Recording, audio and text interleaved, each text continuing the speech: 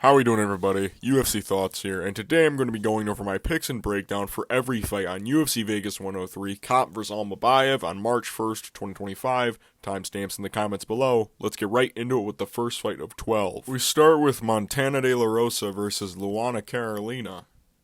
I got a firefight to start. I'll go with Luana Carolina by decision. Both are pretty mid, I'll admit.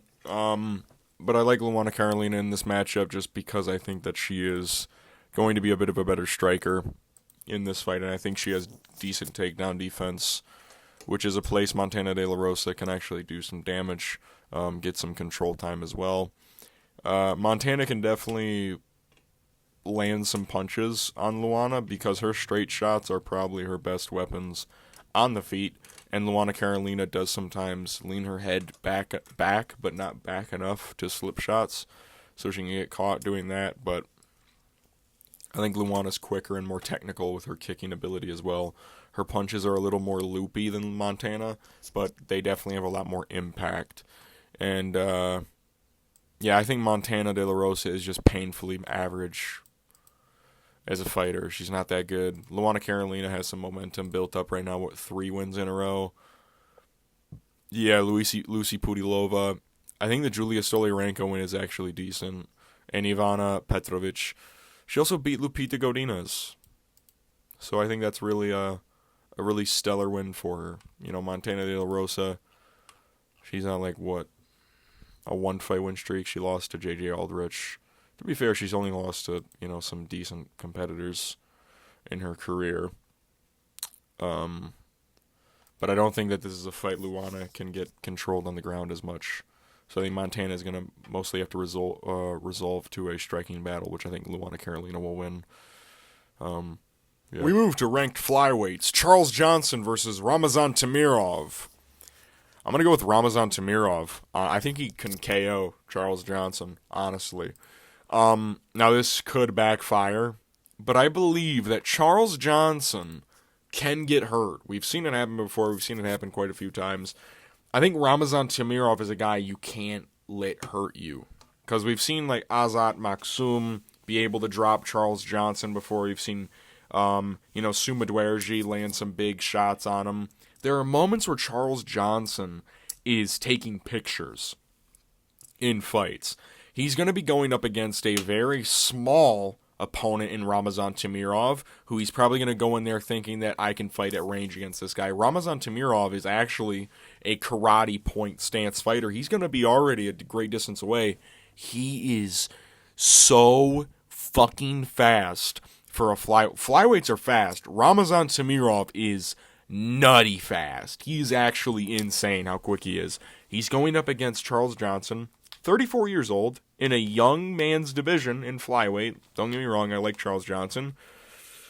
Ramazan Temirov was able to knock out CJ Vergara. I really like that for him. CJ Vergara has never been knocked out in his career, I believe, prior to then. No, he's been hurt before. He has never been finished by KO before. Ramazan was the first guy to be able to do it. I think that Charles Johnson, we've seen him get hurt before. Ramazan Temirov has brilliant finishing ability. He has 11 KOs at flyweight. He's 5'4". He's knocking out a bunch of dudes. He hits hard as shit. He packs a punch. He's very explosive. And that's something that we've seen Charles Johnson struggle with before, is great pocket boxing, great explosivity. And, he can tear up the legs as well. If it goes long, it'll turn into a regular Charles Johnson fight, I believe. Round 3, I think, could possibly be a very dangerous round for Ramazan Temirov if it gets there. I don't think it gets there. I think Ramazan gets him either out of there in the first round or early in the second. This dude packs a punch. He sets up his strikes very good. Charles Johnson, sometimes early in fights, is taking pictures, kind of just like getting in the groove of things. I don't think this is a guy Charles Johnson can just walk through, considering how he struggled pretty well in that Suma Dwerji fight. So we'll see what happens. I'm picking Ramazan Temirov by first round KO. We move to Andrea Lee versus JJ Aldrich. At least we're getting him out early. I'm going to go with JJ Aldrich. I don't know. I just think that she can push a bit of a better pace than Andrea Lee. Andrea Lee, they're both decent at kickboxing. I think JJ Aldrich probably has a better pressure-listic style, kind of just stalks opponents, while Andrea Lee kind of just like, makes a noise while throwing jabs 10 feet out of range. I think JJ can push. She just has a bit more dog in her. And I've seen, Andrea Lee kind of allow fights to slip away from herself and, allow that to happen. I think JJ Aldrich can push a good pace. She had a decent showing against Veronica Hardy last time out. Andrea Lee has a good jab. She's got some decent fundamentals. So does JJ Aldrich. I think that she just has a bit more dog in her to be able to push this fight. I think she can try and get her clinch game going as well against Andrea Lee. She has decent underrated wrestling, doesn't JJ Aldrich. Andrea Lee, her takedown defense and scrambles are alright, but she can get caught in funky positions. So I'll go JJ Aldrich, unanimous decision. We move to Danny Silva versus Lucas Almeida. I'm going to go with Danny Silva. I think that he KOs Lucas Almeida either in the first or second round. Bless you, Nina. What are you doing? Lucas Almeida is there to get KO'd. He stands there with his chin in the air at all times. Straight shots work beautifully well against him. He always tries to counter with the left hook. If you pressure him, you're going to do well. And Danny Silva is a menace when it comes to pressure. He walks people down all the time. He walked down Josh Kulabau. Even he was getting tagged. He's got a great chin as well. He does get hit, which can definitely be a little rough in scenarios, but Danny Silva's got a fucking granite chin on him, and he pressures very well. The Angel Pacheco fight on the Contender Series is one of the wildest fights I've ever seen in my fucking life. The way he's just still stalking him down while bleeding profusely. And the Josh Kulabau fight, Josh Kulabau's very fast. Lucas Almeida has good fundamentals, has a good leg kick, has a good 1-2, has some decent power in his own right, but he will get caught in exchanges. Timmy Kwamba was catching him a lot in their fight. Andre Philly, all it took was one Andre Philly shot and he was done. Danny Silva, I don't know, he has 5 KOs, but he can land. He hurt Josh Kulabau very early in their fight. Lucas Almeida, he gasses out, he slows down. Honestly, Danny Silva might be able to even grapple a little bit in this fight. We saw some decent grappling in the Josh Kulabau fight. Lucas Almeida, I think he's just there to get KO'd. He can definitely land some shots on Danny Silva. He's got solid kickboxing, but I think this is a fight where he's going to get pressured against the fence, whiff on his shots, maybe land some, get caught in a pocket exchange with his chin wide open in the air, and get absolutely pummeled for it. So I'll go Danny Silva first or second round knockout. We move to Douglas Silva de Andrade versus John Castañeda. I'll go with Sexy Mexi. D. Silva is very old, 39 years old. Hasn't looked the best in his recent performances. I'm looking at a guy in, John Castañeda, who's able to weather a storm that is Miles Johns, be able to kind of crack him on the feet and later submit him in that fight. Let me just make sure I remember that fight correctly. Yep, he cracked him in the third round and then it ended up subbing him. I really like that look, and also a win over Muin Gafarov as well. Considering that we've seen Muin beat Rinya Nakamura, being able to actually take him down is a huge feat, considering how well he looked against Rinya Nakamura, beating Kwang Ho Kang as well, being able to survive some big moments against Daniel Marcos, who does have some power and is very technical. He's going from a guy like Daniel Marcos to a guy like Douglas Silva and de Andrade, who is more unorthodox than Daniel Marcos, but doesn't really throw all that much. He kind of has a lower output. Also, it's due to his age. He kind of just doesn't really throw all that much. He lands 3.5 strikes per minute. Let's see what John lands. John Castañeda, 4.67. So he'll land, a strike more. And I think John Castañeda will be throwing more and seemingly landing. It'll most likely be blocked, but I think he can tear up the lead leg of Douglas Silva de Andrade. He has a good inside low kick with his lead leg. He's just got decent boxing. He doesn't really get in, trashy scenarios, because Douglas Silva will be backing up for the first couple minutes because that's kind of his style, is he's kind of feigning at range and then he'll explode. I think John Castañeda has the boxing skills and countering skills to be able to land a shot, bait Douglas into a, rushing kind of blitz and catch him, land some solid shots, maybe even look for some grappling moments here and there, mix it up. I want to see John Castañeda have more ferocity with his striking in this fight. There is something that he kind of doesn't seemingly put a lot into his shots. He kind of throws them out as if it's a sparring match, Sean Strickland style. But I think that Douglas Silva de Andrade is a guy you can sparring mode kind of against because of how low output he is and just how he's like, only explosive. You know what I mean? He isn't really going to be throwing jabs at range. He's very going to be throwing a huge low kick, huge right overhand. I think John Castañeda can evade this, and Douglas he uses feints to set up everything. He doesn't really put shots forward, and then the big shots, he throws everything big. I think it's a fight John Castañeda can definitely win by decision. We move to Ricardo Ramos versus Chepe Mariscal. I'm going to go with Chepe Mariscal by second round or third round TKO. I just really think Ricardo Ramos is going to break in this fight very, very easily, in my opinion. Ricardo Ramos is not fragile, I'd say, but he gets hurt decently easily, and he can break via pressure. You kind of just got to get the right person to do it. He does dumb things as well. He's kind of a dumb fighter. And Chepe fights like a junkyard dog, man. He's always in your face, always throwing something, will never, ever let you get some fucking space and area to breathe. He's always pressing against you. He bullies people. He bullied Jack Jenkins. That's a great win. He bullied Trevor Peek. He didn't bully Morgan Charrier as much as the other guys, because Morgan Charrier actually, is decent.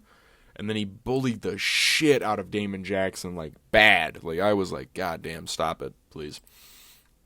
Ricardo Ramos is a guy who tries his best to be a technical fighter, but he just isn't good enough, which makes him slower, because he isn't as wild. As he'll throw some wild shit like tornado kicks and spinning elbows, but with his actual striking, he'll try to keep it super, he'll try to keep it slow and technical. It's not going to work against Chepe Mariscal. I think Chepe Mariscal is going to get through this motherfucker's skull and break him in either the second round or early in the third, because Ricardo will slow down indefinitely, and Chepe Mariscal can push a fucking crazy pace.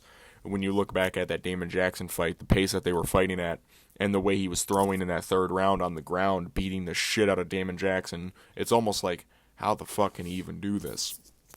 He'll throw around Ricardo Ramos, TKO him in the second or third round. We move to the featured prelim, Austen Lane versus Mario Pinto. I'll go with Mario by second round knockout.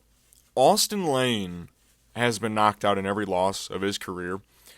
He is also big, but he's also 37 compared to Mario's 26. So, I'm looking at this matchup.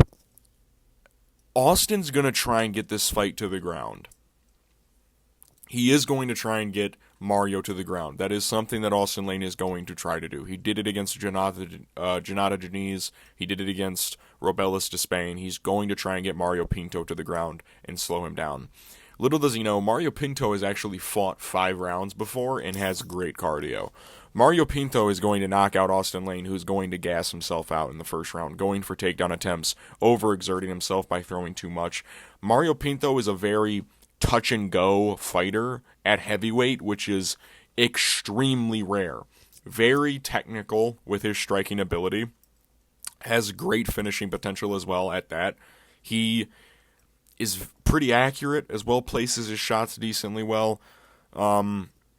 He's patient is the main thing, is he won't throw 100% in every shot like most heavyweights do. He will actually set things up as a heavyweight prospect, which, I mean, that's something I could only beg for in a heavyweight prospect. Mario Pinto, also huge. Austen Lane, 6'6", Mario 6'5". They have equal reaches. Mario has a great gas tank, which is going to counteract the grappling attack of Austen Lane, who does try to gas people out to his level of gas tank in the second round, third round. But it's not going to work against Mario Pinto. He's actually going to do himself a disservice. Austen Lane throws a lot of dumb shit on the feet as well. He kind of charges in. I think Mario Pinto is a kind of guy that can lean back, counter very well. Austen Lane is very chinny. He's been knocked out 5 times in his career, all 5 losses by knockout. Mario Pinto while he doesn't have a 100% finish rate, he does have 5 wins by KO. He's been to decision. He's been to a 5-round decision as well. It was against a guy who was 5'10", but he was pacing himself very well in that fight. I imagine that if he's able to pace himself for 5, he can pace himself for 3 decently well, and that was kind of a decent paced fight as well. As well, Austen Lane is shit. So I'll go Mario Pinto, 2nd round KO. We move to the start of the main card. Danny Barlow versus Sam Patterson. I'll go with Danny Barlow by 1st round KO. I think Sam Patterson's decently underrated. I actually think his UFC career has been decently well. His competition has been kind of weak, though, if we're really digging deep into it. Kiefer Crosby, Johan Linus. He got chinned by Yanal Ashmouz. He leaves his chin high in the air, man. Danny Barlow is equally as big as him. Equally as fast, if not faster. Has more power in his hands. The only advantage Sam Patterson is really going to have is combination striking, because Sam Patterson does have some mean boxing combinations, I will admit. He does throw some strikes in quick succession, but he gets hit afterwards most of the time, though. And his grappling, he's got really sick jiu-jitsu, really solid grappling game, gets a lot of subs. Both of his wins in the UFC are by submission. I think Danny Barlow has great takedown defense. I think Danny Barlow has very good takedown defense. His one loss in his entire career, including amateur, was a heel hook against Keith Dowell. But that's neither here nor there. I do believe Danny Barlow will chin Sam Patterson. Sam kind of leaves his chin in the air. He'll kind of drop his hands when trying to counter-strike with people, and I think that's going to be a massive mistake he's going to make in this fight, and it's going to lead to him getting absolutely obliterated by a left hand. Danny Barlow, left straight, is egregiously fast. I think he hurts him with that. Sam Patterson backs up. He will counter-strike when hit with a big shot. He'll throw like 3 punches and then look to clinch. That's going to be his downfall. He's going to get tagged with the left straight. He's going to back up to the fence, and then he's going to get hit with like a left hook and absolutely die. So I think Danny Barlow, 1st round KO, is decent money. I don't know what the money line is on that, but I think Danny Barlow is going to knock out Sam Patterson. Neither here nor there. I think he chins him. We move to Hyder Amil versus William Gomis. Why'd I say it like that? Gomis. I'm going to go with William on this one. I think that Hyder Amil is going to be defeated on Saturday. For one, I really think William Gomis is actually decent. I've rewatched the Joe Anderson-Brito fight. I get it. I get it. I get why he won. He was landing really fucking good shots throughout the fight, especially in that 3rd fucking round. He was landing crazy shots in the 3rd round. That's my exact point going into this fight. I believe that William Gomis has already gone through a fight where he's been on the back foot for most of the fight against an, in my opinion, more dangerous fighter in Joe Anderson-Brito, who is, in my opinion, more dangerous and chaotic than Hyder Amil. I think William Gomis can strike at range with Hyder Amil. I think that Hyder Amil, I don't think he gets knocked out. I think he's going to get dropped by William Gomis in one of these rounds because he is decently open on the feet. I'm looking at fights with, the Fernie Garcia fight. He gets hurt in the 1st round. Jung Young Lee, even though that fight was a minute, he got rocked by Jung Young Lee too. Like it wasn't like a very visible rock, but he got fucking clocked for it. I think William is not only faster, I think he's more technical than Hyder Amil. I think that he can kick way better than Hyder Amil. Hyder Amil is very slugfesty, bully you against the cage, knees to the face and body, kind of fuck you up, kind of bully. He's a bullier. I think that William Gomis can dance around him very well. He's got a great gas tank as well. Hyder Amil, I don't know if his type of style, because he's going to run at William. He is. He always does. The first couple seconds, he's always going to sprint at somebody. I think William Gomis is going to clock him around. I think it's going to look a lot like a Cody Steele-Rongju type of fight, where Hyder Amil, maybe he hurts William Gomis early. Maybe for the fuck of it he does. He's going to burn himself out, and then William Gomis, who has a good gas tank, is going to be able to pick him apart for almost the remainder of the fight. I think William Gomis will win this. either 30-27, 29-28 decision. I think Hyder Amil, he's one of those guys who got into MMA too late. He's 34.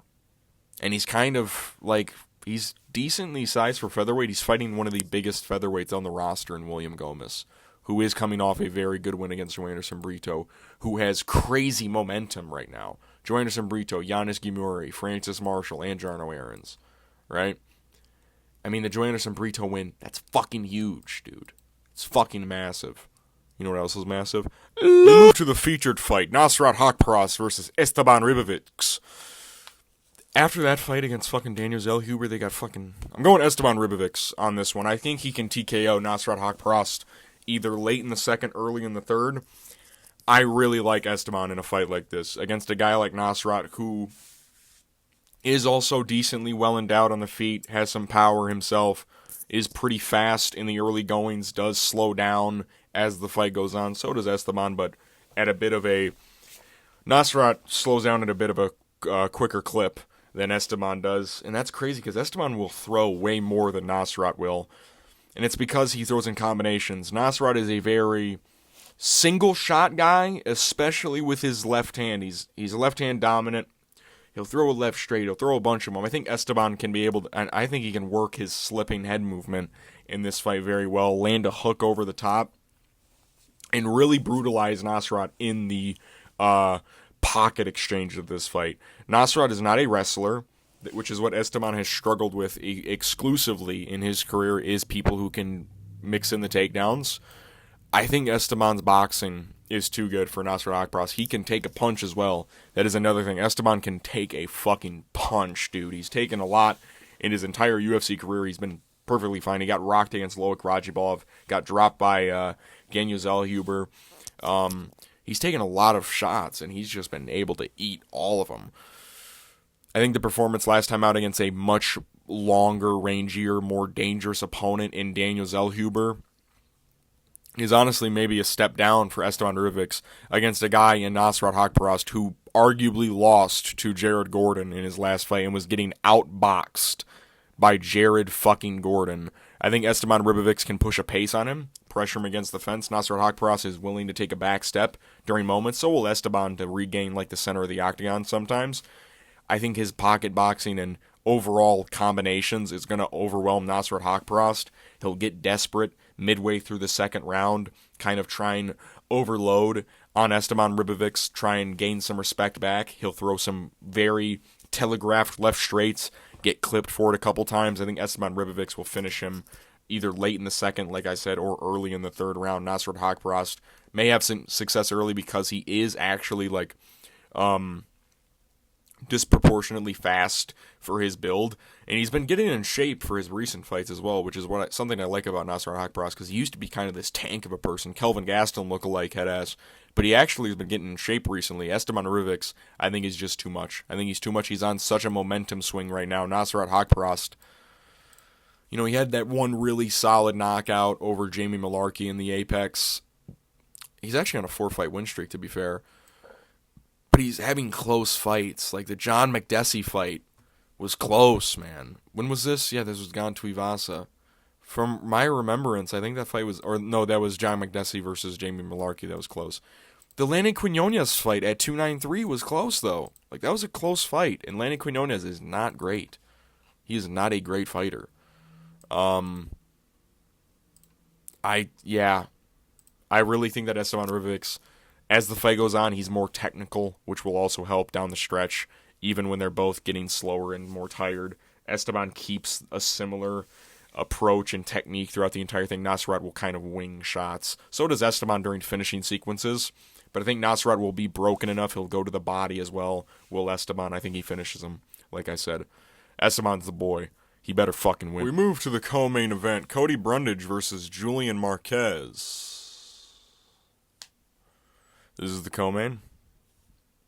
Alright, I'm going to go with Cody Brundage as an underdog. As of right now, he'll probably become the favorite by the time the fight starts. I think that Cody will knock out Julian Marquez. I don't think he's really all that good. Neither of them. The two of them are fucking dog shit. But I think that, my exact reason for picking Zachary Reese in Louisville, I think that Julian has just taken a shit ton of damage in his recent career.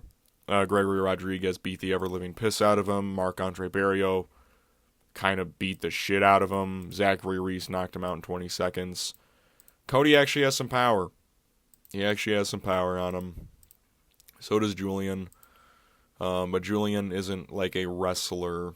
He doesn't really shoot any takedowns. Cody might actually be able to take him down in this fight. How many wins by sub does Julian have? He actually has 4 submission wins. Any in the UFC? Oh yeah, he does have some subs in the UFC. But he's more of like a stand and bang guy kind of now. You know what I mean? He's like I'll slug out with you. I think Cody might actually be able to take him down because Cody actually has some decent takedown accuracy. He was able to like not suplex, but charge at Jacob Malkoun and be able to get him down for a little bit before getting reversed. I think Cody will probably knock him out, though. If he stands on the feet, he can land a shot. Tresean Gore-esque knockout. Julian Marquez, too much damage in his career.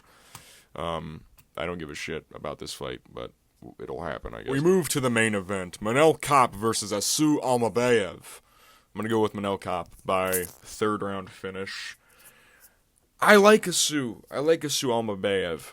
I really think his style doesn't really work against a guy like Manel Kape who has good takedown defense, who can wrestle in his own right, and who's going to have a significant strike advantage in this matchup. Asu Almabayev is very low output, criminally low output. He was very low output against Mateusz Nicolau. He kind of just doesn't really throw a lot on the feet, punch-wise. Kicking-wise, he'll throw low kicks, he'll throw spinning back kicks. He will. The big difference is going to be in the actual punches in themselves. Asu Almabayev, I don't even... Like, his actual, like, punch striking is not very good. And that's not like a dig at him. He's got other great weapons in his arsenal. His kicking game is probably one of the better kicking games at flyweight. I really think that if he can set them up well, they're very good. But that's the thing is, like, even then, Asu doesn't really set them up in the most brilliant fashion possible, so he can get countered. He's going against Manel Kape, who is coming off the most virtuoso performance of his career against Bruno Silva, who, against most people, has the respect on the feet. He's a very big power puncher. Manel was sticking his tongue out at him the whole time and dodging, evading shots. And Bruno is very quick.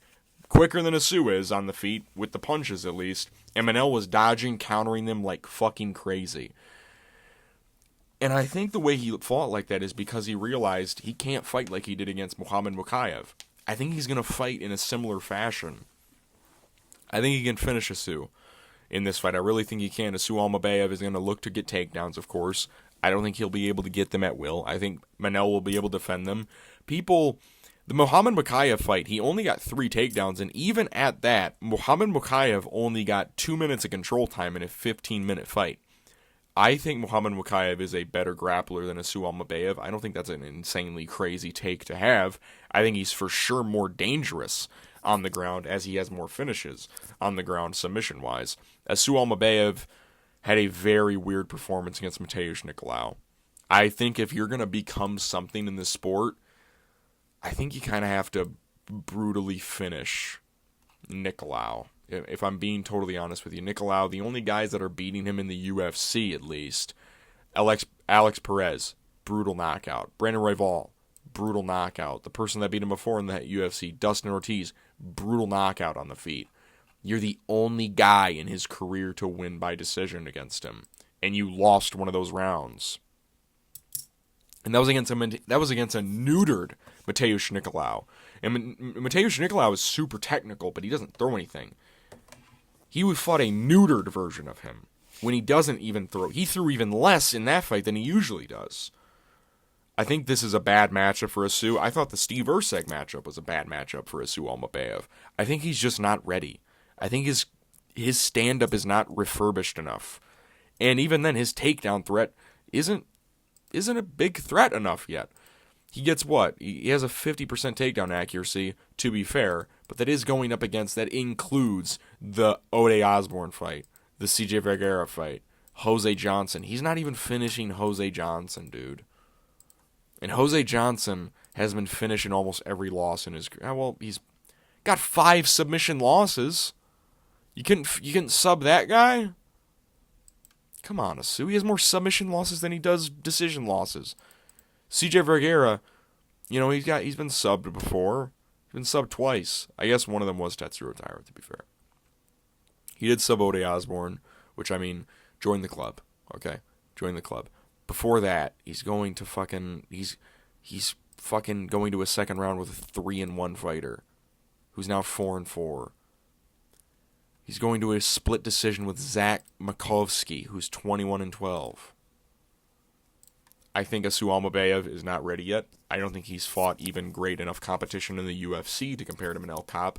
Who's the worst person Manel Kape has fought in the UFC? Felipe Dos Santos, we think? That was a competitive decision, but that was also very short notice. And he won, at least. He beat him. He went to a decision with Pantoja, went to a decision with Nicolau. To be fair, he lost. He should have won that fight anyways. Knocks out Ode Osborne. Knocks out Zhalgashu Magulov. Beats David Dvorak. Goes to a decision with Felipe Dos Santos, but clearly wins. Goes to a very close decision with Muhammad Makayev, and then brutally finishes Manel Kape. Not Manel Kape, brutally finishes Bruno Silva. I think this is a matchup for Manel Kape to lose. I truly think his hand speed is too quick for Asu Almabayev. His counter-striking is too good. Asu Almabayev's kicking game is not going to be enough to help him win exchanges on the feet. It just won't be. He doesn't set up his kicks well enough. Even though he does have a good dynamic kicking game, he doesn't set it up well enough. The thing he sets up the best is his spinning wheel kick, and I don't see him knocking out Manel Kape with a spinning wheel kick. I think Manel Kape is going to be dynamic for him, be too fast for him, and be too good for him. I think he finishes him either late second round or early in the third round. I think Asu Almabayev, he's just not there yet, skill-wise. He just isn't there. Going from a Steve Erceg matchup to this matchup, totally different. Totally different stylistic matchups. I think Asu Almabayev isn't ready. Like I've said, I think he gets finished bad. UFC Thoughts. These have been my picks and breakdown for every fight on UFC Vegas 103, Kape vs. Almabayev on March 1st, 2025. My confident picks reside with Danny Barlow, Esteban Ribovics, and in the main event, Manel Kape. My pre-card rating is a 6 out of 10. Probably should be lower, but I actually do like a lot of guys on this card, like Manel Kape, like Esteban Ribovics, like Hyder, Amil, and William Gomis, like Danny Barlow, like Chepe Mariscal. There are some underrated guys on this card. Charles Johnson and Ramazan Temirov is on the fucking prelims, by the way. That's fucking crazy, while having Cody Brundage and Julian Marquez in the co-main event. I think that just like the overall structure of the card kind of brings it down a little bit. But, yeah. Those are my picks. I hope the card goes good. These are usually the cards that'll have a bunch of finishes on them. So, I'll see you guys after the fights. Peace.